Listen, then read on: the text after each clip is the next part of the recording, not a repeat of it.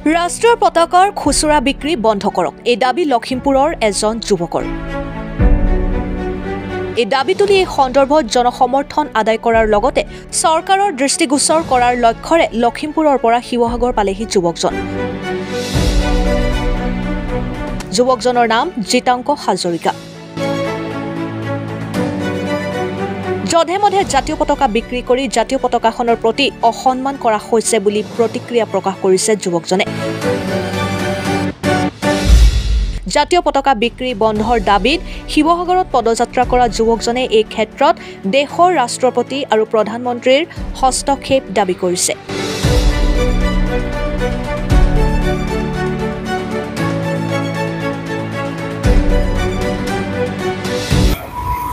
মই আপোনাৰ ভাৰত চৰকাৰক এইটোৱে আহ্বান জনাব বিচাৰোঁ যে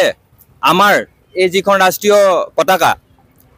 ভাৰতৰ প্ৰতিজন জনগণৰ সন্মান স্বাভিমান মৰম আশা ২৪টা সন্মান জড়িত হৈ আছে ইয়াতে প্ৰত্যেকজন শ্বহীদৰ সন্মান জড়িত হৈ আছে গতিকেলৈ এই ৰাষ্ট্ৰীয় পতাকা ৰাষ্ট্ৰীয় পৰ্যায়ত থকাটো মই বিচাৰোঁ আৰু সেই বিষয়ত মই আবেদন কৰিছোঁ ৰাষ্ট্ৰপতি মহোদয়ক জনাইছোঁ দেশবাসী হৈ অসম তথা ভাৰতবাসীৰ অনুৰোধ ইয়াৰ ওপৰত বিচাৰ চলিব লাগে অতি শীঘ্ৰে বন্ধ হ'ব লাগে মাৰ্কেটত আহিব নালাগে আৰু কেনেকৈ ৰাইজে পাব সেইটো বিচাৰ মৰ্মে চলিব প্ৰধানমন্ত্ৰী ডাঙৰীয়াৰ লগত মোৰ কথা পতাৰ ইচ্ছা আছে এই বিষয়ে আলোচনা কৰাৰ ৰাইজৰ হৈ প্ৰতিশ্ৰুতি দিছোঁ আৰু ইয়াৰ বিক্ৰী অতি সোনকালে বন্ধ হ'ব লাগে মই আপোনাৰ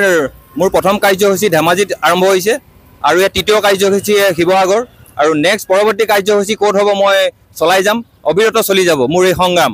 অসম তথা ভাৰতত চলিব যিদিন বন্ধ নহয় মোৰ এই প্ৰতিবাদ চলি থাকিব বিপ্লৱী সংগ্ৰাম জয় হিন্দ জয় আই অসম ভাৰত মাতা কি জয়